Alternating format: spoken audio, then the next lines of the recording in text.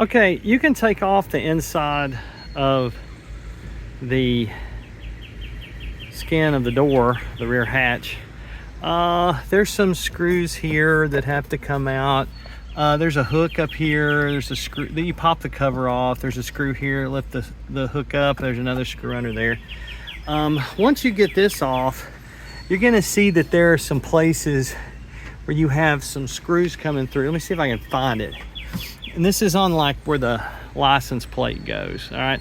And on the back, you can see I've only got one left. It's right there. The others were very brittle and they broke off. And what I ended up doing was I ended up drilling a hole, and then I ended up going through and just putting bolts through where they went. And it wasn't really a super hard job. It was hand tools and stuff. Now, here's the problem. Here's what goes on. Here's why your door won't shut. This here gets rusty and it resists this spring. And the spring is supposed to pop that back down. And that's what makes this push in and keeps this going and stuff. So what I did was I went around this with, of course, some WD-40, but WD-40 is not really a lubricant.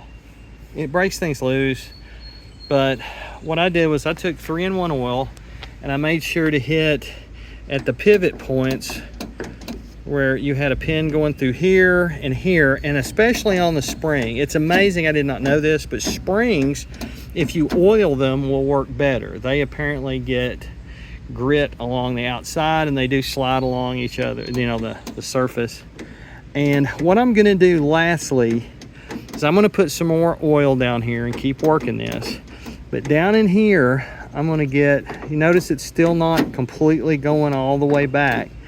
I'm gonna take some white lithium grease, not WD-40, it's just the brand, but it's white lithium. And I'm gonna put into some of the mechanisms, especially in here. I'm also gonna put oil into some of this stuff so that it, you know, some of the mechanisms, just so that it gets lubricated.